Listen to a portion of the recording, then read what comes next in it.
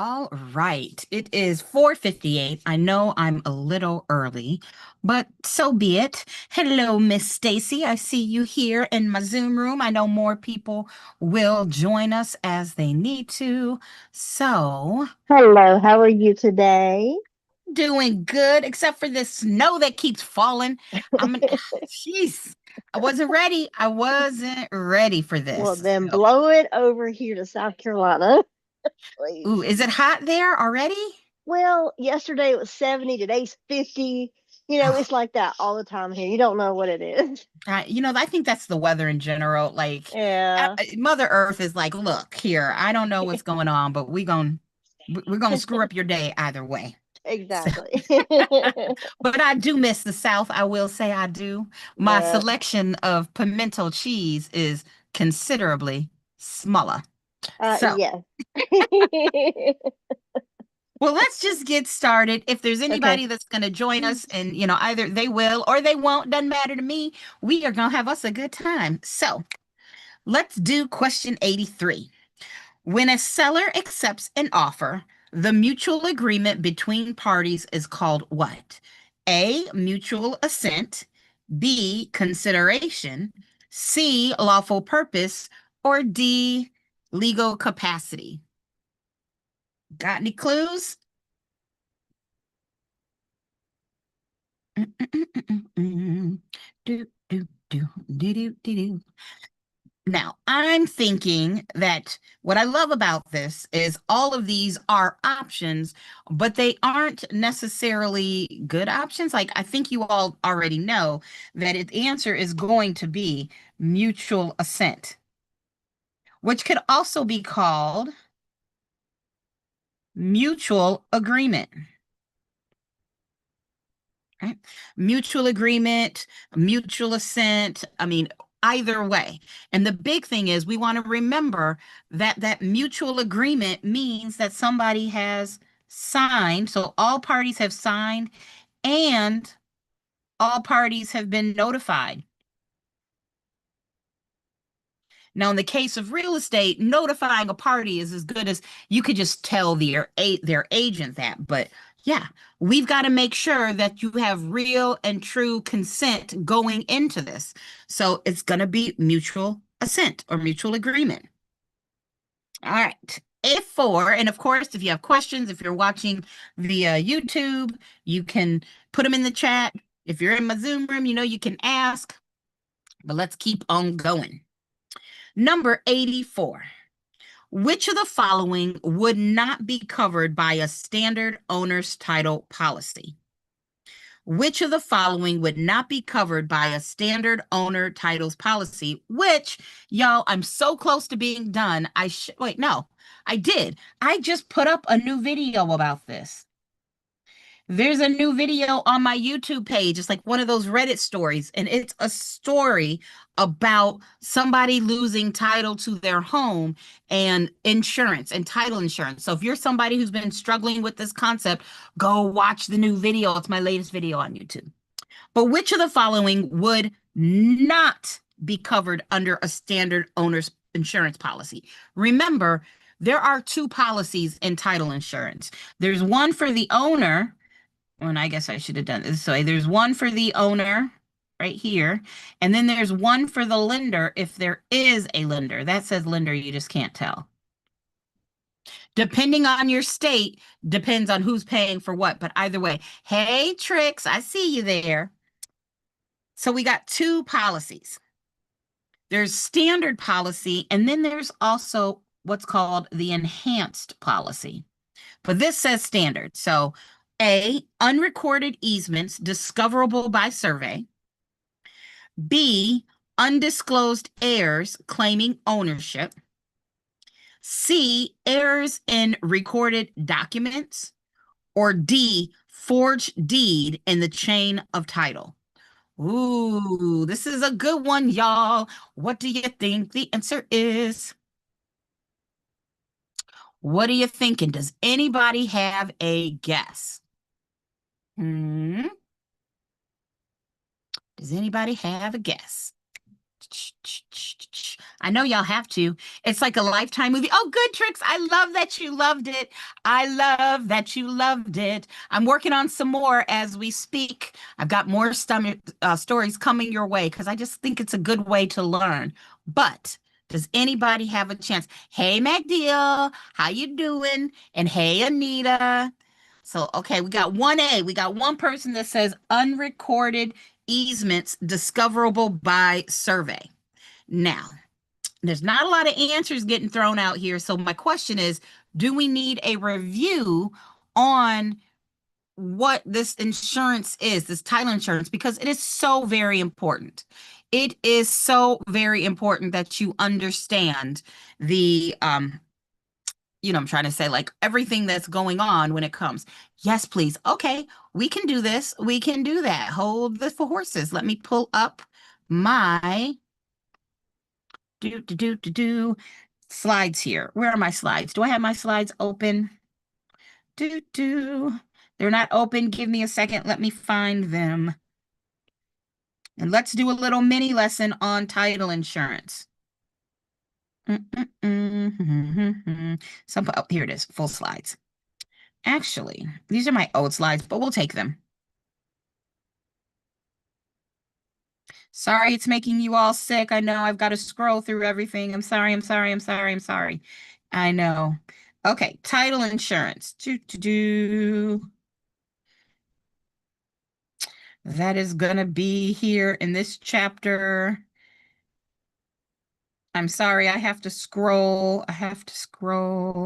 Alienation, adverse possession, special purpose deeds, types of deeds. All right, here we go. Let's find it.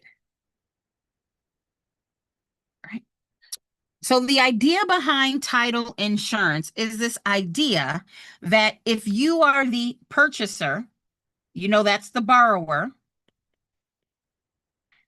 We know the mortgagee is the lender. If there is a defect in title insurance will cover it, right? So you've got the owner's policy. And remember, the owner's policy is going to say, look, well, this is a big part about title insurance. Let's say you purchased a house for $250. And that was in 2017. You bought this house for $250,000 in 2017. Your coverage is never going to go any higher than this. If you bought the house for $250 in 2017, if something happened now in 2026, the most you would get would be the $250. You're not going to get any appreciation. It does not cover appreciation. Right? And you know that this is a one-time premium paid at closing. Now, I know this says both paid by borrower. That is for North Carolina. We're using my slides from North Carolina. Not every state does the buyer pay for title insurance, both policies. In some states, it's paid for by the buyer, so you just have to know. But this is true for North Carolina right there. Well, we have two different types of policies. Right. And you can see here, this is going to be like just a company in North Carolina, Old Republic Title. But you see how right here you start getting the no's. If you just do a basic title insurance policy, you only get that coverage. If you need extra coverage or you want extra coverage, you're going to have to go with an enhanced or just basically a more expensive coverage, right? And you look here, boop, boop, boop, boop. You've got some examples. This is just for this particular company. But if you're forced to remove any or all or any portion of your existing structures because they encroach onto your neighbor's land, you wouldn't be covered under a standard policy, but you would be covered under an enhanced policy in this particular one. If somebody refuses to perform a contract to purchase because your neighbor's existing structures encroach onto the land, okay, you got coverage there. I mean, there's different things that are covered. You get more coverage. The big reason I'm so big on this is the idea that for most policies, and I can say this in North Carolina, for most policies, if there is fraud or forgery, right? It's not going to be covered if it's new. So notice this point right here says prior forgery, prior fraud, or duress affecting title. If it happened before you bought the house, then yes, your title insurance coverage would cover it. But if it's new, if somebody comes along after you buy it and then they forge your name on it, then you're going to need that extended policy. Does that make sense? Yay? I'm hoping so. I'm hoping that makes sense. Yay! We love that. And if you want to see it a little bit more, let's see. See this post policy coverages? After you buy the policy, if somebody forges your name, forges and says, oh, I leased it out to somebody else. I tried to sell it. Somebody else is claiming after you bought the property. They're claiming that, oh, this is there. You need this enhanced policy. You need the enhanced policy. So for those of you all that own your home, please make sure that you have an enhanced policy. And if it's been 10 years, and your house is worth significantly more because it's increased in value, it's appreciated, then you may want to update your title insurance policy so that it will cover what your house is worth now. Hopefully that makes sense. Hopefully you understand all that. If anybody's got questions, just let me know. All right. Uh-oh. I think I just lost. We got to make it come back. Resume. No. Let me stop share. Sometimes I swear this thing is funny. Coming back. Don't leave. It's coming back. Boom. I think you should be able to see that again. I don't know. It acts funny sometimes. There we go. So that is our enhanced policy. So now let's go back to our question. Hopefully that was a good review for everybody. Boop. So which of the following would not be covered? Right? Hey, Caroline.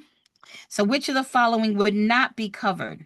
Well, unrecorded easements discoverable by survey, undisclosed heirs claiming ownerships, errors in recorded documents, or forged deed in the chain of title. So now that we've had that review, what are you thinking?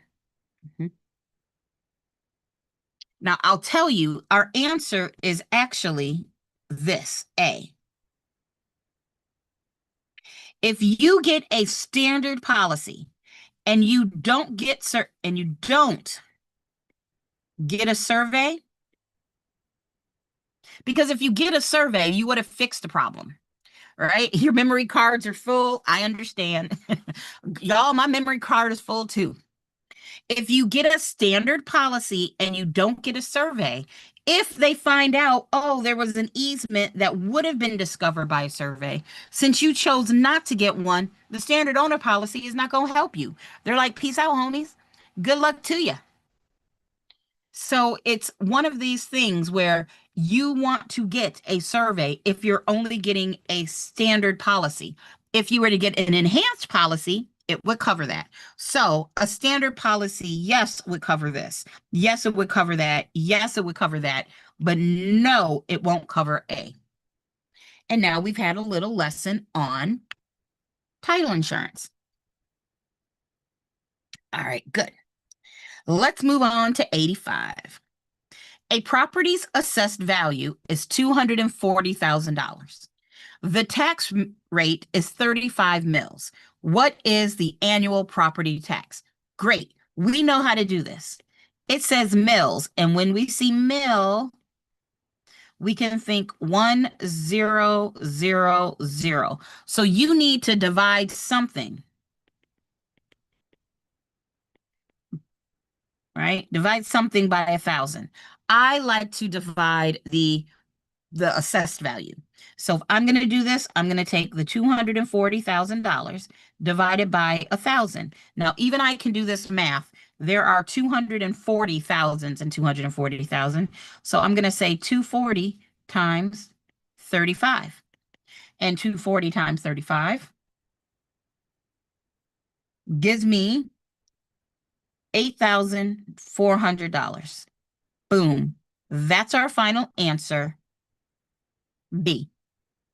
Remember, the key here is divide something by 1,000.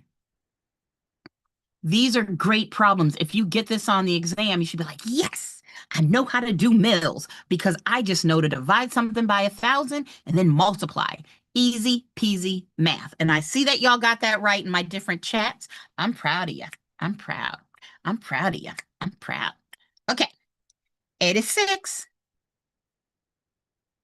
The purpose of a broker price opinion, a BPO, is to what? The purpose of a broker price opinion or a BPO is to A, establish the listing price by law, B, provide an estimate of value for various purposes, C, replace a formal appraisal for mortgage lending, or D, determine property tax assessments. Anybody have a clue? Anybody have a cue? Now, let me eliminate some. I don't like A. Established a listing price by law? Oh no, there's no way by law to set a listing price, what you want to put it on the market for. So it's not A. And we know that property tax assessments are done by the tax office. It's not that either. This is going to be done by the tax assessor. So now we're down to two answers. Replace a formal appraisal for mortgage lending. I think everybody knows that is a no-no. We know that it's FIRREA, the financial. Okay, I cannot right now, but it's FIRREA, FIRREA. What does FIRREA stand for? It stands for, well, it's the law that says, oh my gosh, is a bank going to be using this appraisal to decide whether or not somebody gets a loan? Then you need to be supervised. You need to be a licensed appraiser. Now it's going to kill me. What does a FIRREA stand for? It stands for, I mean, I can think of all sorts of words that start with F because I can't remember, but how about we don't go there? And let's go with a search so that I can give you all a good answer. It's going to be FIR. R. There it is. It is the Financial Institutions Reforms, Recovery, and Enforcement Act. FIRREA is what I mean. I just remember that. And if it's going to be an appraisal used by a federally related transaction, a bank, a lender, they have to be supervised. They have to be licensed. So that's what FIRREA stands for. And that is why our answer is not C. Our answer is B. Now, if you are in North Carolina, there should be a glaring problem with this answer. The glaring problem with this answer is in North Carolina, we can never call our BPOs or CMAs value. We're going to give a range of possible sales price, but in North Carolina, we are very particular about not saying the word value. And yes, I saw you, Magdeal. The BPO is the same as a CMA.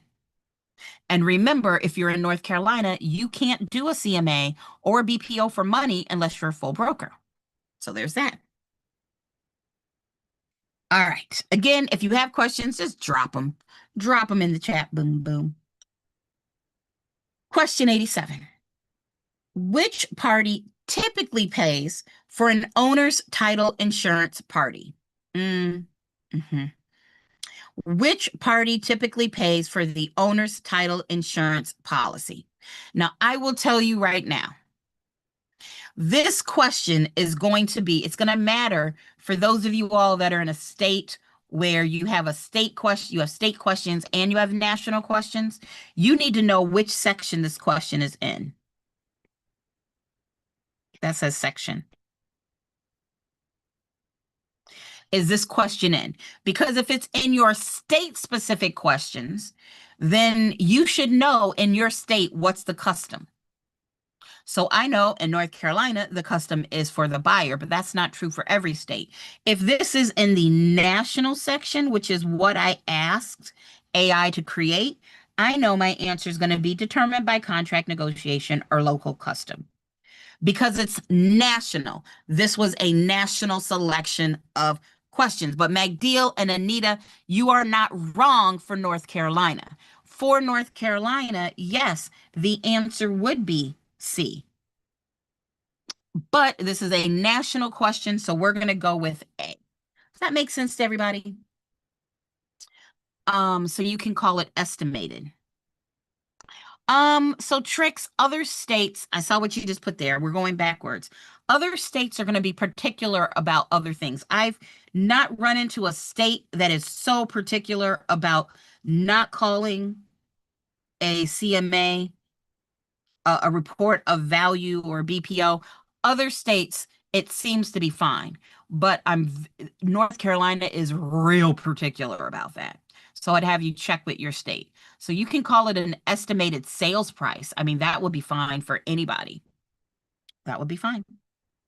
All right. Does everybody understand 87? Oh, good. Yes, Grayson, you said thank you for the explanation. We love it. Woot, woot. 88. A licensee must disclose their agency relationship to. So any licensee anywhere must disclose their agency relationship to. Is it A, the title company only, B, all parties to the transaction, C, only the opposing party, or D, only their client? All right, we got lots of bees rolling here. The bees in the trap, bees, bees in the trap, bees in the trap, bees, bees in the trap. I'm bringing home a baby bumblebee. Won't my mama be so proud of me? And yes, I'm very proud of you all because the answer is, in fact, all parties to the transaction. You cannot be a secret agent. And I say that for you all for this test. I like the bees meme. If you're in the YouTube room, you all can't see the bee that Grayson gave me. Oh, and Trix gave me a bee too, so it's cute. But you can't be a secret agent. I'm super involved and want you all to be successful agents. And if you go into sales, ooh, basketball. I see you, Caroline. So if you go into sales, do not be a secret agent. I've helped so many agents go from start to successful agents. And one of the things you have to get used to is telling people, hey, by the way, I'm in real estate. I can help you buy or sell. If people don't know you can help them buy or sell, how are they going to choose you to help them buy or sell? You've got to make sure that you know what you're doing, and you've got to find ways to work it in naturally. That is a coaching lesson. We can work on that another day if you want, but just remember, you don't want to be a secret agent, not to anybody in the transaction and not to the public. People need to know, hey, I can help you with real estate. Okay, that looks kind of, let's just ignore that. That didn't look like it was PG-13. All right. 89. The right of the government to levy charges on real property to pay for public improvements is called. Ooh. The right of the government to levy charges on real property to pay for public improvements is called A, general taxation, B, eminent domain, C, special assessment, or D, police power. All right, what we got? What are we thinking? Now, I'm hoping that you know it is not eminent domain. That would be the right of the government to take your property. But they do have to pay you money, fair market value. And we know police powers things like zoning and building codes. So it's not that. We're down to general taxation and special assessments. Now I see I've gotten lots of, oh, I see you, Stacy. Oh no, I forgot to find the carrot song. Let me see if I can find it. Maybe my eyes. Maybe my eyes were just deceiving me. How did I lose the carrot song? This is just tragic. I don't know. I don't know. The carrot song. I know, right? Let me see if I can find it real quick. Let's see if I can find it very quickly. That would be under, let's see. I cannot believe I lost the carrot song, y'all. I feel like I don't know what to do with myself. Carrots, carrots, carrots. Let's do a search. Can I find the carrot song? Let's see. Carrot. I think this is it. I think this is it. Oh, come on. That does not sound like the carrot song. Oh, wait. I'm gonna have to share the sound with you all. A delicious, healthy snack. Check it out. I like carrots, and you should too. It goes crunch, crunch, crunch, and it's good for you. We like carrots, and you should too. It goes crunch, crunch, crunch. Okay, now I don't know how to turn it off. Now I don't know how to turn it off. Quit music. Okay, there we go. I will put it back in. I will put it back in, but that is our carrot song. I know, it's so cute, right? It's so cute. Love it. Now I've got it up. I will put it back in. Ugh, can't go without our carrot song. Can't do that. So, is our answer C, special assessment? Of course it is. But why? But why? This is why we break down these questions, guys, because what this question says is they're levying a charge to pay for a public improvement, to pay for an improvement. Remember, if it's a special assessment, you only are charged if you're getting the benefit of it. So if they come in and they decide to pour sidewalks on one side of the street, only the properties that get the sidewalk have to pay. But if it's a public improvement, it's going to help everybody, then everybody will be assessed. So it just really depends. We do like carrots, crunch, crunch, crunch. Mm-hmm. All right. 90. A loan with equal monthly payments that include both principal and interest with a decreasing interest portion over time is what? A loan with equal monthly payments that include both principal and interest with a decreasing interest portion over time is a balloon loan, an interest-only loan, a negative amortization loan, or a fully amortized loan. What say? Okay, y'all are giving me the D. Wait, that sounded so bad. That sounded so bad. You are not giving me the D. Okay, let's just move on, Candace. You're giving me an answer of D if you're in my Zoom room. And let's just, it did sound right, Rosalinda? Like, it just did not sound right. Unless you are Jason Momoa, in which case, batter up. But having said that, let's keep it PG-13 at least. We know it's not a balloon loan because a balloon loan is when we have that one big lump payment at the end, right? One of these days, Jason Momoa was gonna stick a stalking case against me. Like, why does this woman keep talking about me on YouTube? And I'll be like, well, why are you so pretty? Sorry, not sorry. B, an interest-only loan. Well, here's the problem. This question says you're paying both principal and interest. And in an interest-only loan, you're only paying on interest. Your payments don't touch principal. So that can't be the answer because this question said principal and interest. C says a negative amortization loan. Well, a negative amortization loan means that you're actually adding to your balance. So that's not it. Our answer is a fully amortized loan because you make PI payments. And at the beginning, it's mostly interest. But at the end, each payment is mostly principal. You already, oh, you can't hear it, Crystal? Oh no, you all couldn't hear it. That's tragic. That is tragic if you couldn't hear it. I'm assuming you all can still hear me. So in Zoom, I mean, not Zoom, in YouTube, let me know that you can hear me. So I know you can hear me, and then we'll work on the song.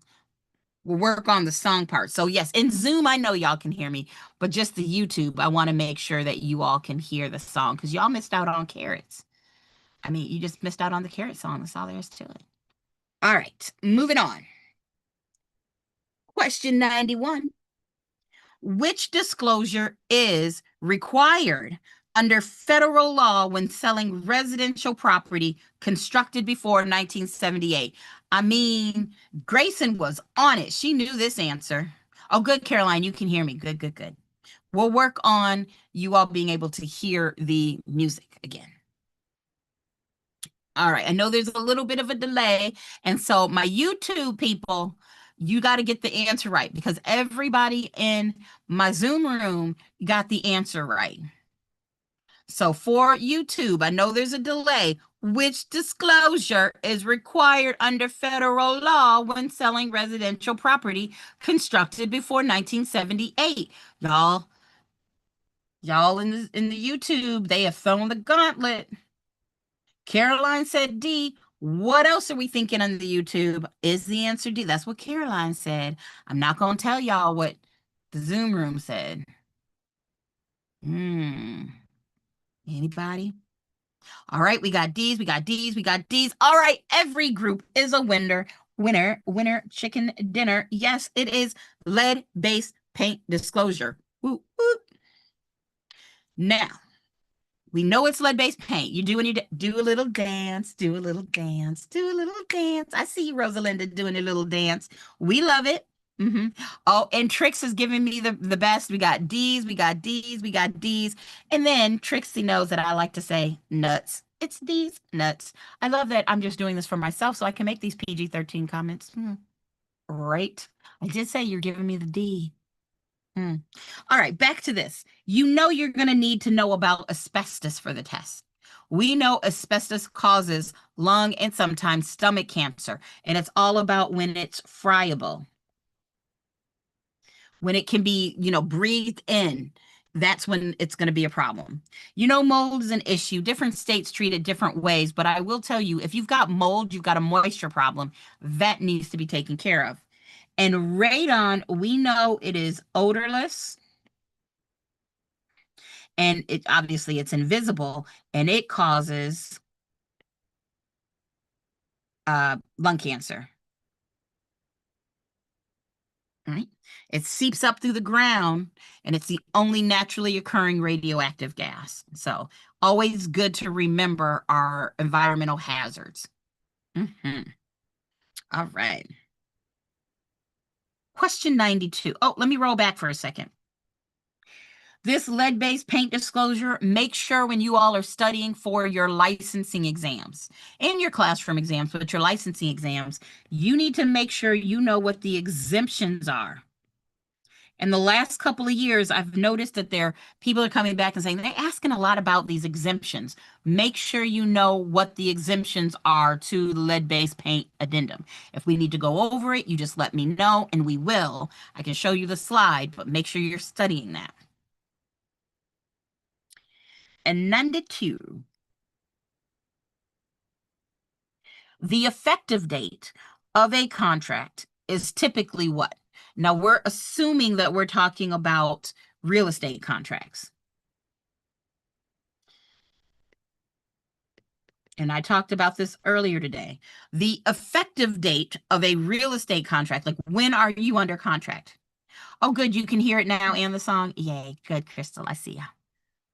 Is it A, when the offer is made, B, when the inspection period ends, C, when the last party signs and communicates acceptance, or D, when earnest money is deposited? All right. I see y'all in my Zoom room. I see y'all. Once again, YouTubers, we got Team Y and Team Z. Oh my gosh. I have Team Y and Team Z. Team Y is my YouTubers. And Team Z is my Zoom room. And I will say once again, Team Zoom room, Everybody has gotten it right. No pressure, YouTube. No pressure, YouTube. But what's the answer to 92? What y'all got? Is it A? Is it B? Is it C? Or is it D? What you got for me? We got to wait a second, Zoomers. We got to make sure they have a chance to answer. All right. We got an answer here. All right. Trix, you said C. Crystal and Caroline, was that for the last? I think that was for the last one. I don't know. So if you're in YouTube world, since there's a delay, put the number. So say 92, it's supposed to be 2. 92 is what answer? All right. Let me see. But if you're in my Zoom room, you got it right. You got it right. You got it right. Hey, you got it right.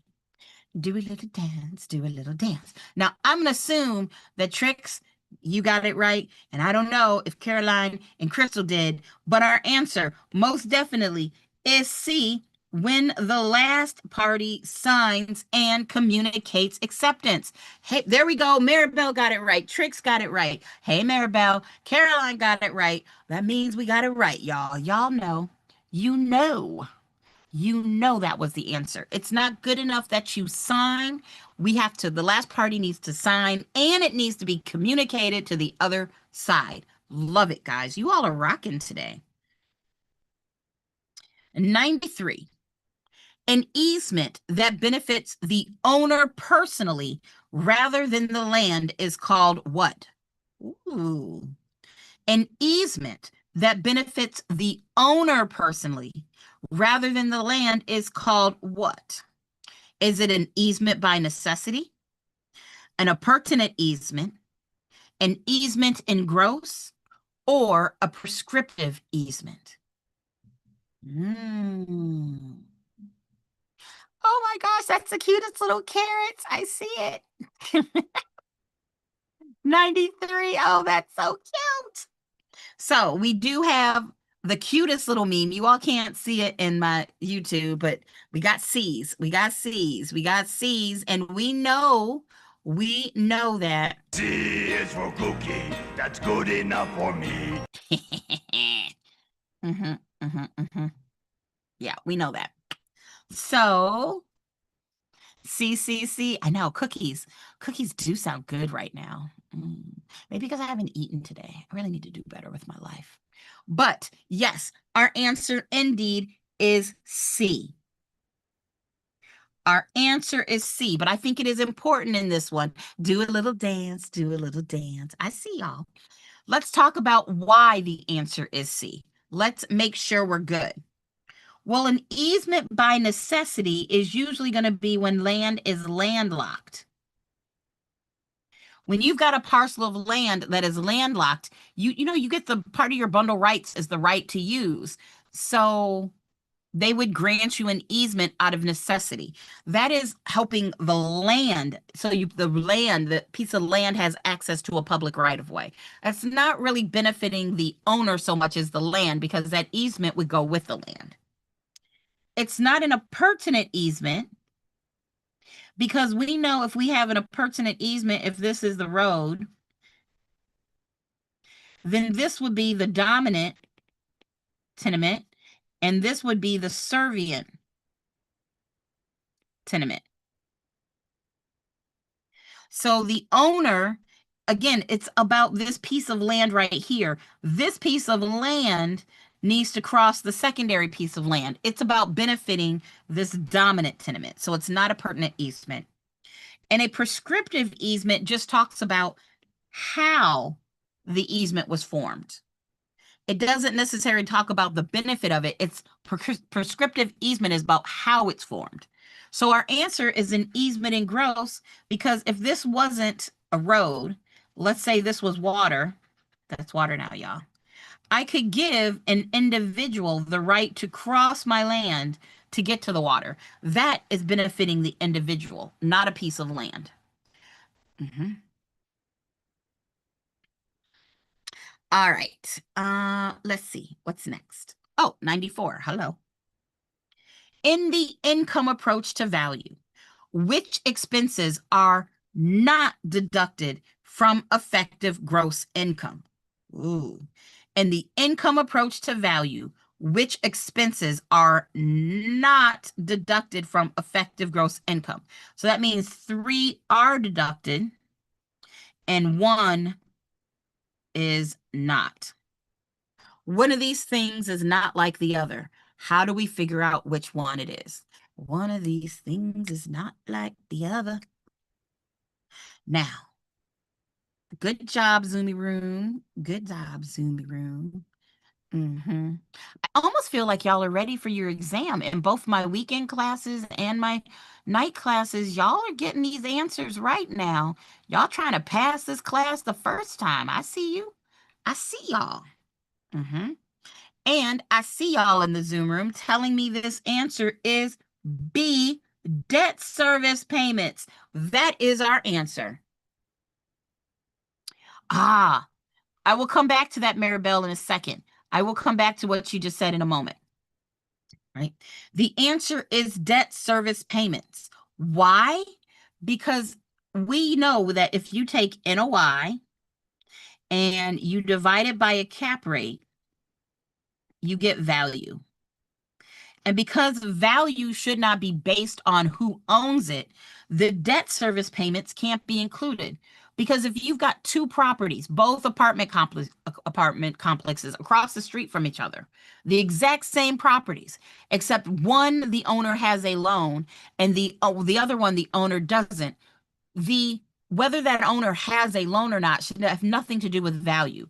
When we're trying to find NOI, when we're taking our expenses away from our effective gross income, we only want things that are going to be, hey, it doesn't matter what owner it is. This is going to be, this is how much could possibly come in.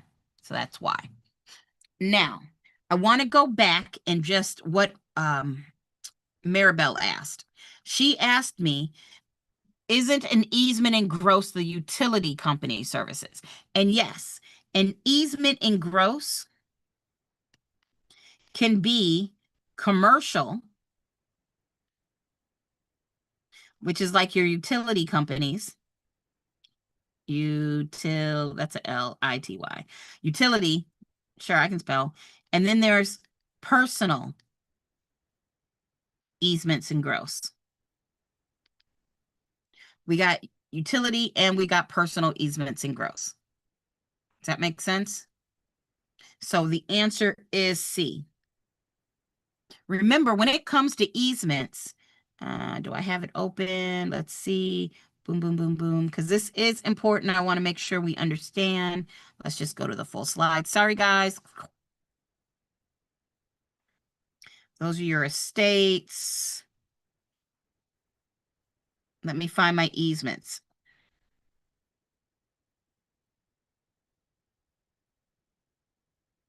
Now, you've seen this before.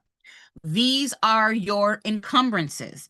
A type of encumbrance is going to be easements.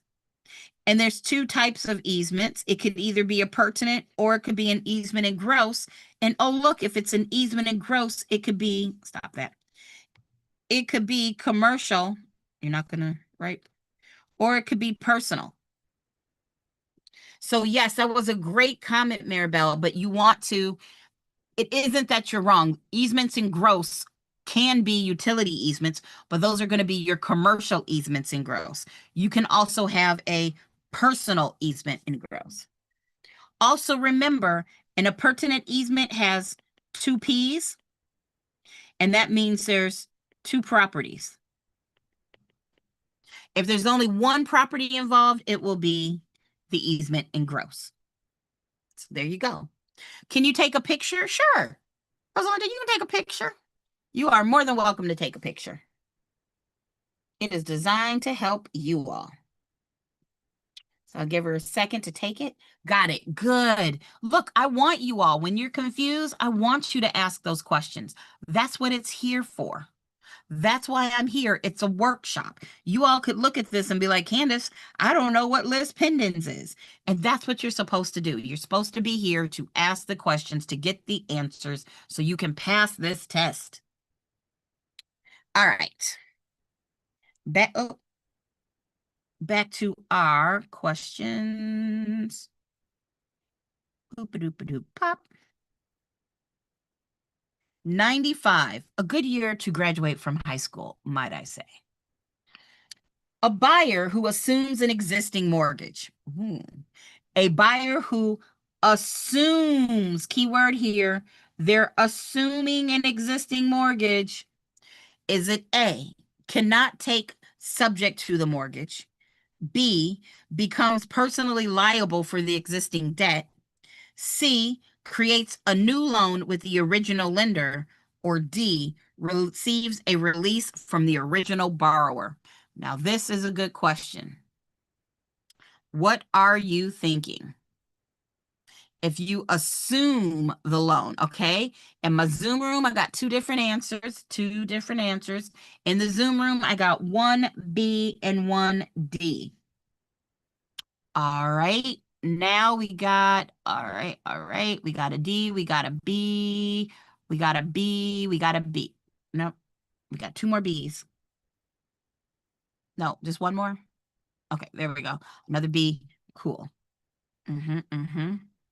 All right. Well, in this case, our B's have it. Remember, assumption, when somebody buys a house, you got three ways to do it. You got three ways to pay. Somebody can pay cash. And remember, that would include them getting a loan. Because if you get a loan, we know on the closing disclosure, that loan shows up as a buyer credit. The bank is literally bringing cash so that buyer can buy that house. Or a buyer can assume a loan, or they can buy the house and they can take it subject. Okay, why is there an R there? There we go. Subject to the mortgage. You got three ways to pay. Somebody can pay cash, whether they have that money in the bank or they get a loan so they have the money to pay. It could be cash, right? Then you've got assuming the loan, and then you've got subject to the mortgage. Now, Grayson, you did bring up a good word there. You said novation, right? And then there's three words that kind of get confusing. Novation, assignment, and assumption. They're all very similar in the fact that you have an original party in a contract.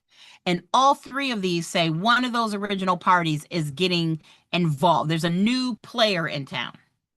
Now, novation has got the word nova, and this means you're replacing a party for another party or replacing a contract for another one. So nova means new. So in a novation, you're completely replacing this person, right?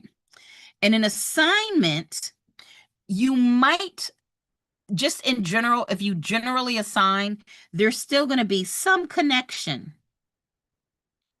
Unless you specifically go out of your way to release somebody, when you assign a contract, that original person in the contract is still going to have a little bit of interest. When we talk about assumptions, we are usually going to be talking about loans. And when we're comparing this assumption to subject to, usually this buyer is going to be responsible for the loan. The original borrowers might have a little bit left, a little bit of, relationship there. But when you assume a loan, the bank had to be involved. The bank has to approve the person that's taking over the loan. You know a great example of this? VA loans.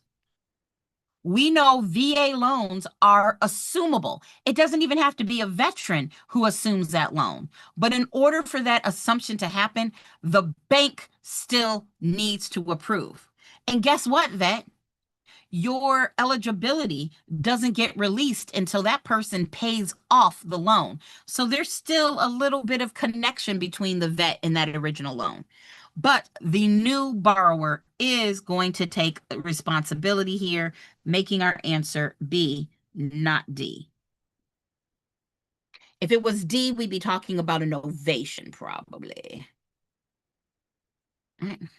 Oh, Caroline, you said you think it's B and said. I got you. I got you. And yes, Grayson, the novation or releases person. Releases. All right, 96. Which of the following is considered a physical characteristic of land? Which of the following is considered, I'm sick of green. Let's go pink because I do like those colors together. A physical characteristic of land. A, improvements. B, location. C, immobility. Or D, scarcity. Remember, you got two choices. It's either physical or economic. Which one is a physical characteristic of land? So this is something that we're not talking about, oh, it affects the value or the worth of it. We're talking about, hey, this is just something, it's true about land either way. All right. Ah, Caroline, I love that you did that. You let me know 96 is C, immobility. Maribel said C. My Zoom room said C. And the answer is C. Yes, it is C, immobility. Y'all, we got to think of another C song too. We got the carrot song. We got the cookie song. We got carrots. We got cookies. What else do we have for a C song? A sea shanty. We have a sea shanty, but it is a mobility. The other ones are economic. So some of y'all got kids. If you come across a good C song or an A, B, C, or D song, let me know. That's how we got the carrot song. One of my students was like, hey, Candace, I think this will work. I did not know the carrot song beforehand. My life was empty. 97. Blockbusting is the illegal practice of what? The corn song. Oh, you mean that little boy, Grayson, that sings the corn song? Ooh, I need to look into that. I like the corn song. If you've never heard the corn song, wait, I'll play it. I will play it. So, blockbusting is the illegal practice of A, setting different terms for loans based on a neighborhood. B, inducing panic selling by suggesting neighborhood demographic changes. C, refusing to make loans in certain neighborhoods. Or D, refusing to sell in certain neighborhoods. Well, you know what? We can eliminate A and C because this is redlining. This is redlining adjacent. I mean, you're giving loans, but it's different terms. I think you could probably get in trouble for that, for redlining, because you're basing it off of the neighborhood, the demographics in the neighborhood. Those are going to be too close. It can't be A or C. We know our answer is most definitely B. And how do we know this? Because you've got this panic selling. We know the other name for blockbusting is panic peddling. Is it AL? I don't know if it's a double L, pedal, I don't know. I can't spell anymore, but fine. Refusing to sell in certain neighborhoods. Maybe this could be steering. If you're refusing to sell property to somebody in a certain neighborhood because of their, race or color or, religion, then that would definitely be steering. I think I'd need a better, stronger answer, but still. There you go. Look at y'all. Look at y'all. A gross rent multiplier of 120 and a monthly rent of $1,800 indicates a property value of what? Ooh, this is a good one. We know with the income approach,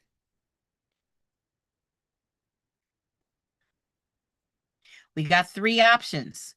You could do NOI divided by cap rate equals value, Or you could say, hey, we're going to use the GRM or we're going to use a GIM. And this question is asking about the GRM. So we need to know, and this is nice and easy. It makes it easy. GRM stands for gross rent multiplier. So if we take the gross monthly rent and multiply it by your GRM, this multiplier, you will get value. Okay, well, the problem told us the gross rent multiplier is 120. The monthly rent is 1,800. So I'm just going to plug it in.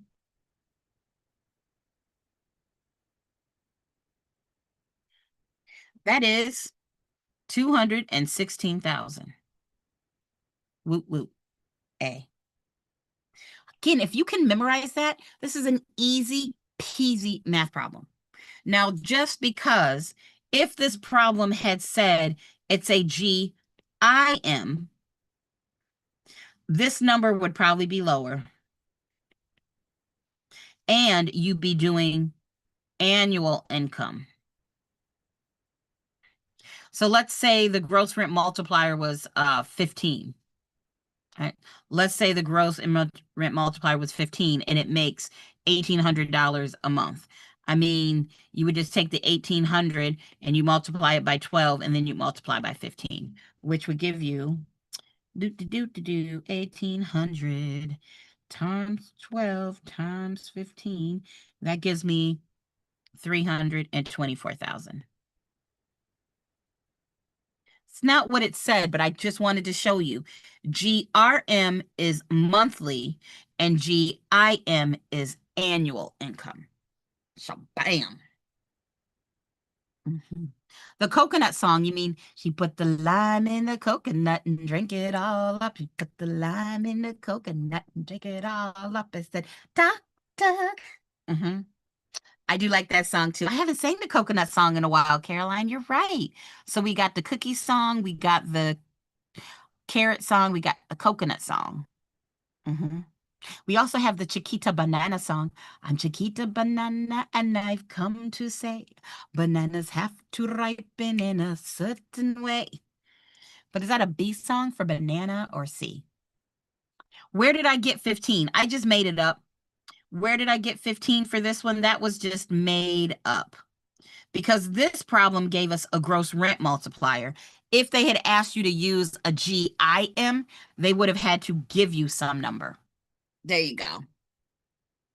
Grayson's got me. Grayson's got me there. All right, next problem, 99. Ooh, I think we'll be able to get all the way through 100 and then we'll be ready for Wednesday. 99.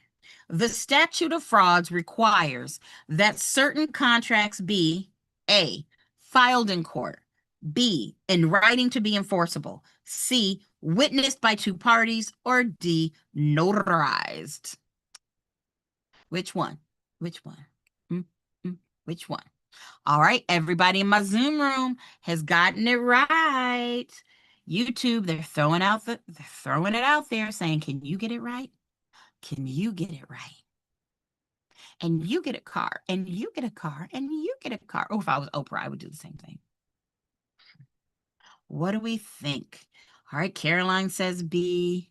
Anybody else in my YouTube room got a guess? Boom, boom, boom. Maribel says B. All right, all right. See if we can get one more person in the YouTube room to see if they agree. But I will tell you that everybody so far has given us a correct answer of B. This did not B's a trap. That was not a trap. Y'all knew that one. It didn't have to be a trap. We know the statute of frauds says it has to be in writing in order to be enforceable. Meaning if you make an agreement to sell somebody property and you just verbally talk about it, you ain't done nothing. You just had a good conversation. A court is not going to back you up. Some contracts can be verbal or implied. but not the transfer of interest in real estate. Good job, y'all. And number 100 to end this Sunday and our last, wait, is it our last February? What's Wednesday's date? What's when? No, we have Wednesday. Wednesday is still part of the month too. Okay, I thought I had something there. A property owner grants the utility the right to install power lines across the property. This is most likely A, an encroachment, B, a license, C, an easement in gross, or D, an easement appurtenant, otherwise known as an appurtenant easement. What say you? All right, I see my people in the Zoom room. I see y'all with the right answer. I see y'all. Now, while we're waiting for my YouTubers to give an answer there, just as a reminder, if you're watching on YouTube, you can always join us in the Zoom room if you want to have, your answers heard and get your questions faster. You just need to email me. This is the email I check most often. And I'll send you a link. We do this Wednesdays at 7 p.m. Eastern and Sundays at 5 p.m. Eastern. Bring a friend or two. And we know that 100, everybody got this right after our discussion. It is C, and an easement in gross. So guys, that's what I have for you this Sunday. Oh, if anybody knows somebody who's very into generative AI, they love making things with AI, will you send them my way? Give them my email, because I want to create some more study things for you all and more videos, stuff like that, to make learning more fun. But I'm just getting into AI, so I need some help with that. But otherwise, guys, we got cookies, coconut, and carrots. Oh, what if you had a cookie with coconuts and carrots in it? Okay, that kind of grossed my own self out. I don't even like carrot cake. What if you had a cookie with coconut in it in the shape of a carrot? Maybe that would work. Sure. All right, now I'm being silly. Unless somebody's got a question or so much. Oh, Rosalinda, you are very welcome. I really do have fun doing this. I really, truly do. I don't get paid to do it, so I like it. I'm the best. No, you're the best, man. You're the best. Plus, I need to go eat. That's why I'm so silly. So I will see some of y'all tomorrow night. Some of y'all I'll see on Wednesday. Hopefully, you all just follow my YouTube page so you can see the new videos coming out soon. Maybe one of them is a rap. What? Did I make a rap out of one of these songs? I did. So guys, I will see you next time. Oh, Trix, you've been doing designing projects with AI? Email me. We can talk. We can talk AI because I'm fascinated with it. So, Trix, shoot me an email. All right, I'm saying goodbye for real this time.